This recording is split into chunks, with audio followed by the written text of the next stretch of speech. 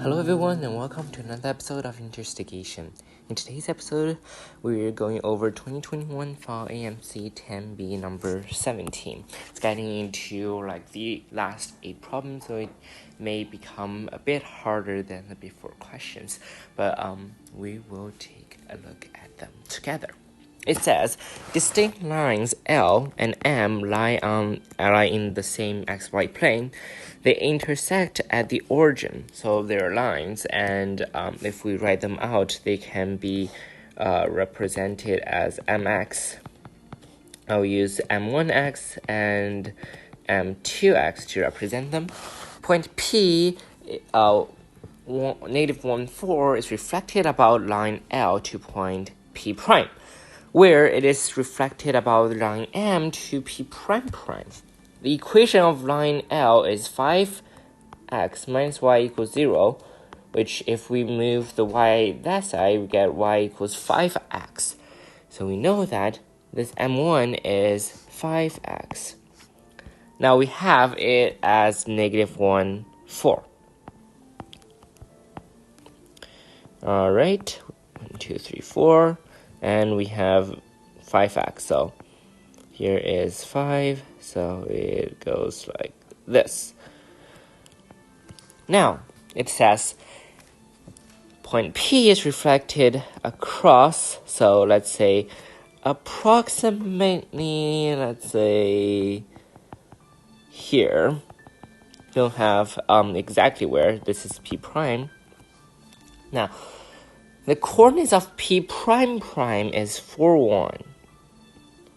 It's over here, P prime prime, and there is a line M in the middle somewhere that does the reflection, and it wants us to basically find the equation of line M.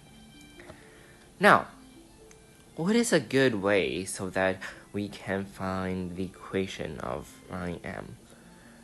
Well, we know the slope of line L is 5, which means that the slope of this line, P prime, this line over here, that slope is negative 1/5. And that it goes through the point negative 1, 4. So we have it goes through the point negative 1, 4. If we use point slope, we get this. Negative 1, 4. If we expand that, plus or minus 1/5 y minus 4, which gives y equals negative 1/5 x, plus this 20 over 5 minus 1 over 5, which actually gives us 19 over 5. So 19 over 5. Now, let's think about what is the equation of line M. We have to find this coordinate first, don't we? Well, if we think about that, then the equation of P prime, well, it definitely lies on L. The midpoint of it definitely lies on L, which means that this point is negative 4, 1.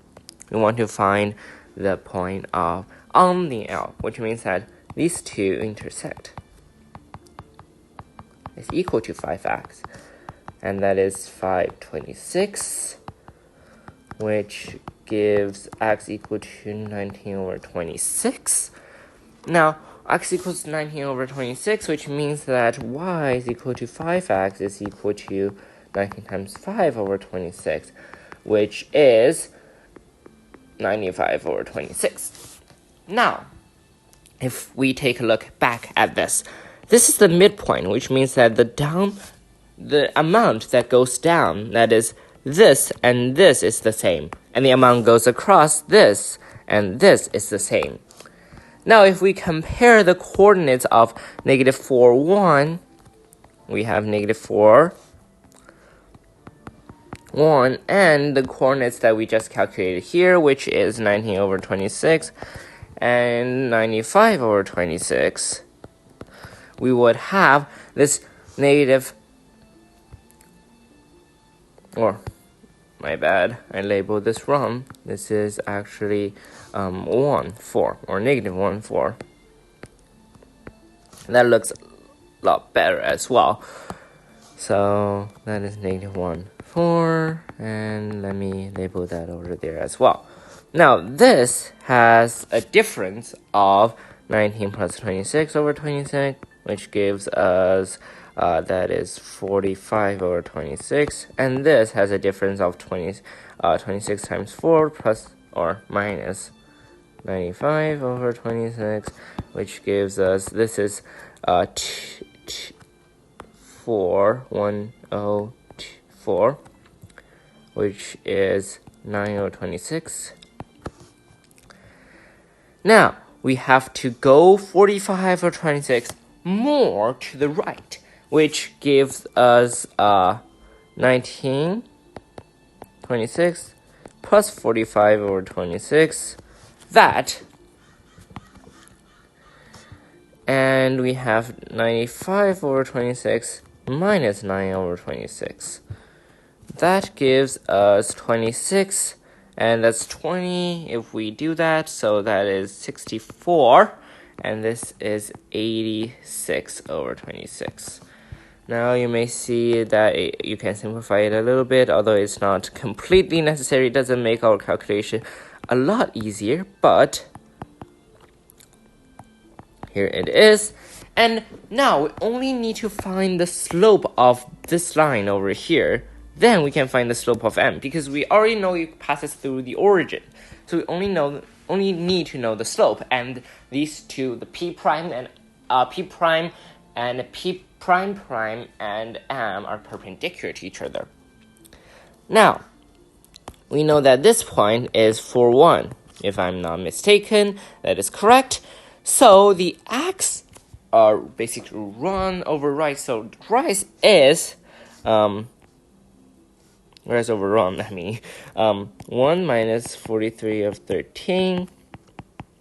That gives us 13 minus 43, which is negative 30. And this 32 over 13 minus, to use 4 to subtract that.